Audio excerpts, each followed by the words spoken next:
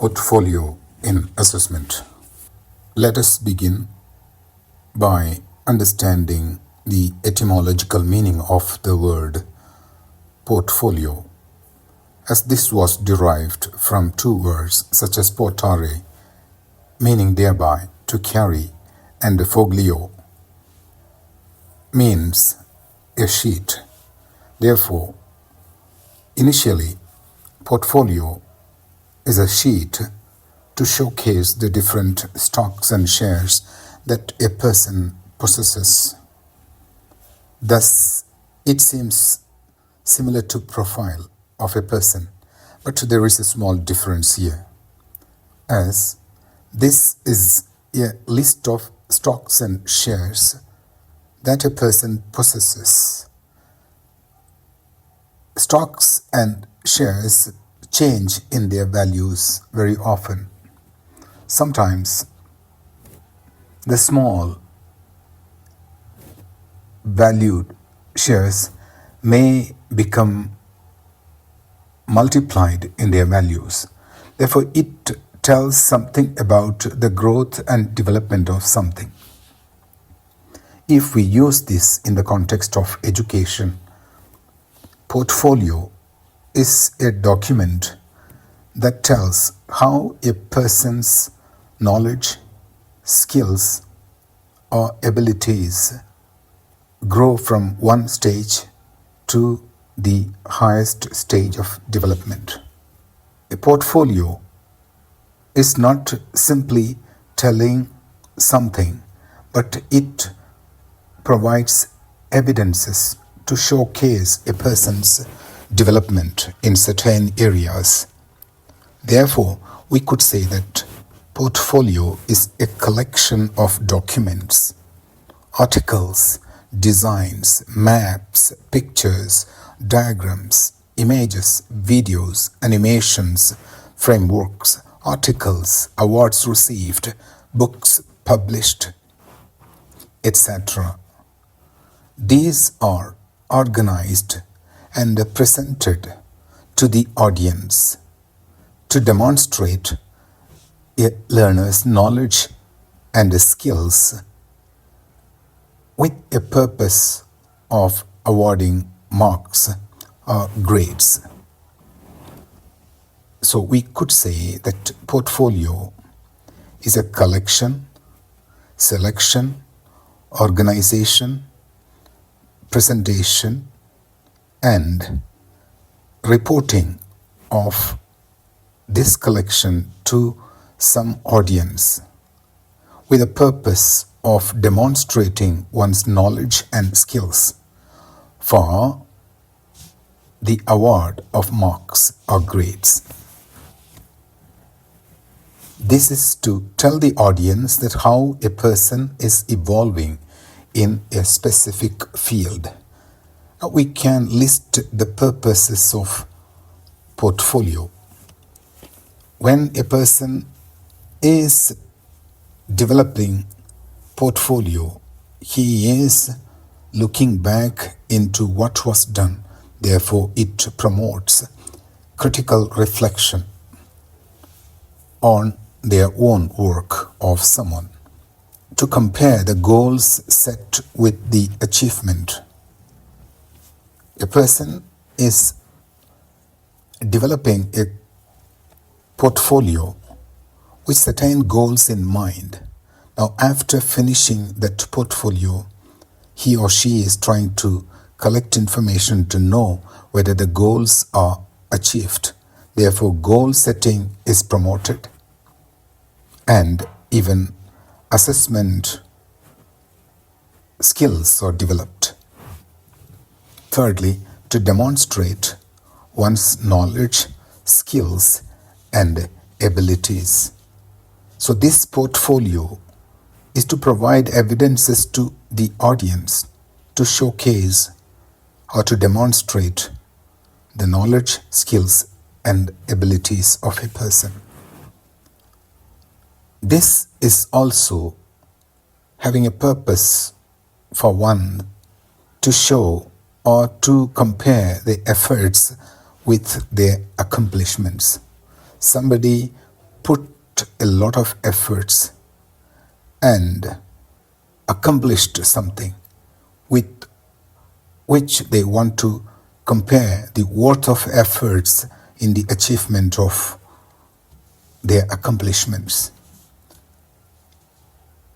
Though portfolio may have to be done within the framework, there is a lot of room for one's creativity to be applied in constructing a portfolio.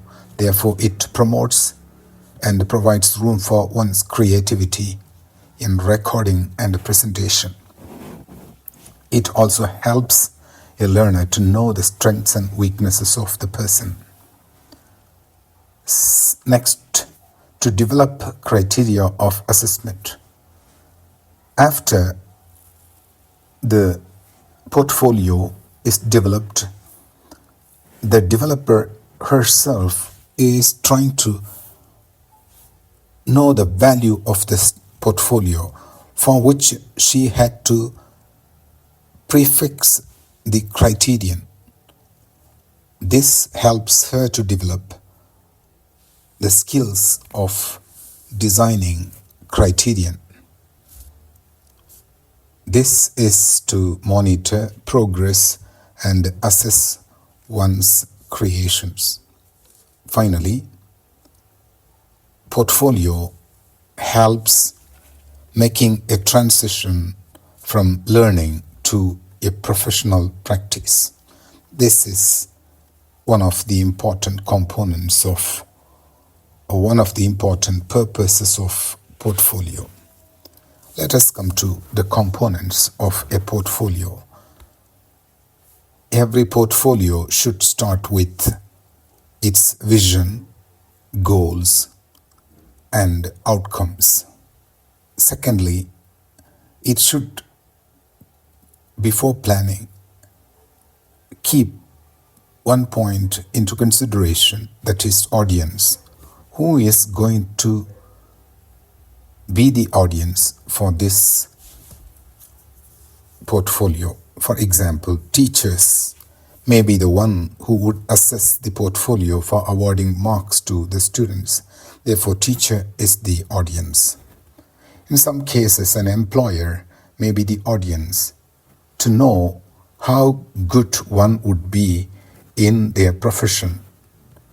To understand, a person is referring to one's portfolio. Thirdly, content. Every portfolio should put the selected contents in order and cover the contents from multiple areas related to the portfolio. It is brought under designing in the ADDIE designing, ADDIE. Documentation. What documents ought to be included and what should be the format of document should be known and incorporated in a portfolio. Now, organization should be according to the format of the system that demands portfolio from the learners. Therefore, some portfolios should follow the instructions as demanded from the institutions. For example, when we write our reflective journals for the B.Ed program, the teachers might ask you to have hardbound cover, title page, page for acknowledgement, contents page, a list of tables, chapter-wise presentation, etc. Finally, assessment requirements. This is to cover the criteria setting. The audience would use this criteria to assess a person's portfolio. Therefore, this should be also a component. Finally, we will try to know what functions portfolios perform in the process of learning and assessment. A portfolio is helping in a person's self-assessment, self-reflection, opportunities to review. These opportunities are provided to the person on the basis of the inputs collected from the audience.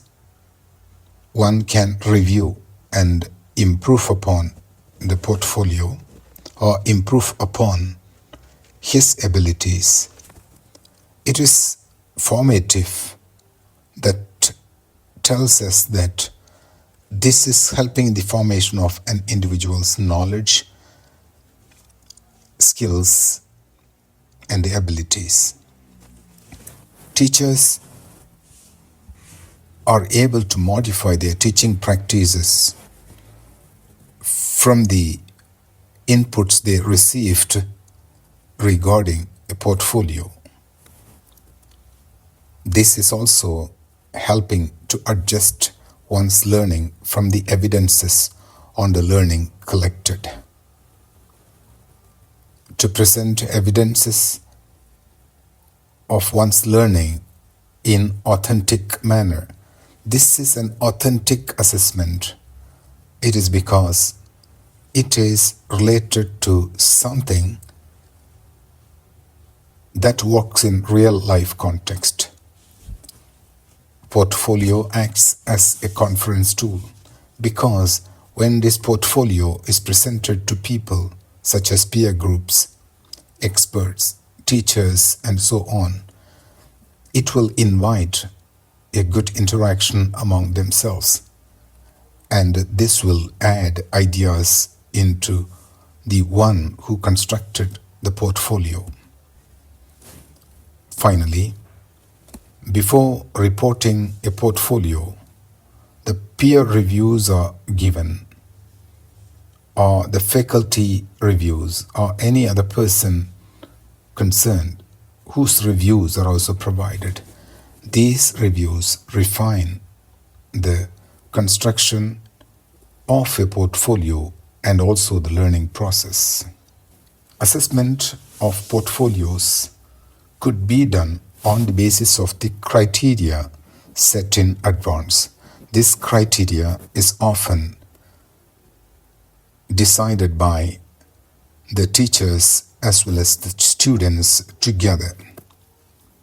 Assessment of portfolios could be done from the reviews of the peers, teachers, and others.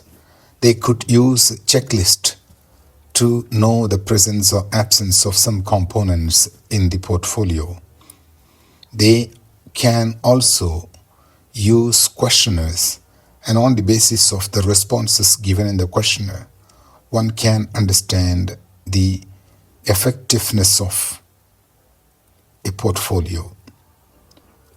Even after a person is assessing the portfolio, interviewing the person by the constructor of portfolio would help him understanding the values or worth of the portfolio.